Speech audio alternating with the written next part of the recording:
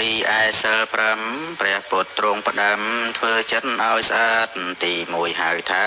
បាណាតិបាតហាមគាត់ដាច់ខាតកុំសម្លាប់សត្វទី2អត្តនីយើងទាំងអង្គគ្នាត្រូវចេញអាកាត់កុំលួចត្រំគេឲ្យប្រុងប្រយ័ត្នក្រែងមានវិបត្តិដិតដល់ខ្លួនយើងទី3កាមេទាំងយើងទាំងគេ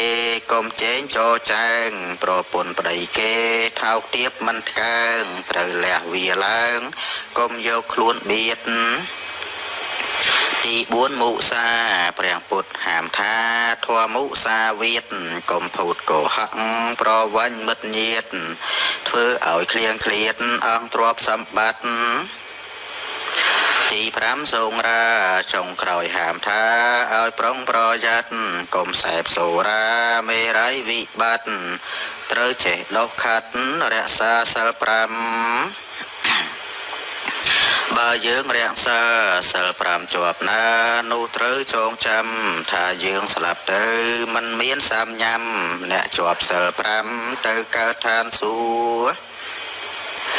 បើមិនតាន់ស្លាប់ទុំនាយទាយប្រាប់ថាយើងជាតួព្រះបាទធម្មឹកមានបុណ្យគប់គូជ្រកក្រោមលុបពោរួចចាក់ផុតទុក្ខដូច្នេះត្រូវតែក្មេងចាស់ជាតិខ្មែរបើចង់បានសុខរក្សាសិល5នាំយើងទៅមុខស្ថានសួគ៌ស្ថានសុខបើកទ្វារចាំយើ